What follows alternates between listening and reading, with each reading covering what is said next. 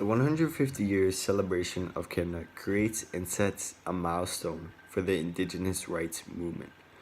The Prime Minister of Canada attempts to promote reconciliation by trying to unite the Indigenous and non-Indigenous communities to celebrate. The Prime Minister also invests $28.6 million into funding for celebrations for the Indigenous people. If you look at this from an intelligent point of view, you would think that this is outrageous. This is what the Indigenous people believe, and they show their anger by protesting on Canada Day in 2017. The fact that the government of Canada expects the Indigenous people to celebrate 150 years of cultural genocide is heartbreaking. I ask you this: if you were Indigenous, would you want to celebrate 150 years of genocide and colonialism? This gives an impression that the past is being skated over by the Canadian government.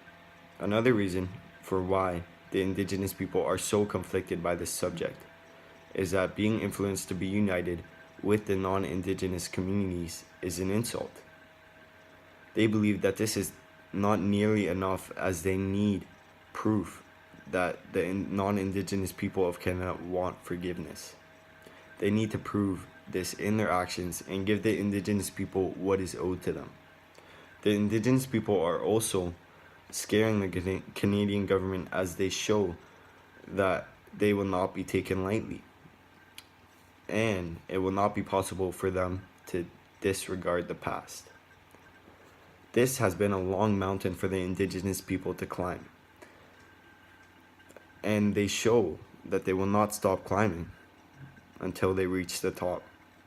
I believe that we can all learn that in order to show that you are apologizing, you have to prove it through your actions, instead of thinking that accepting your apology will come natural.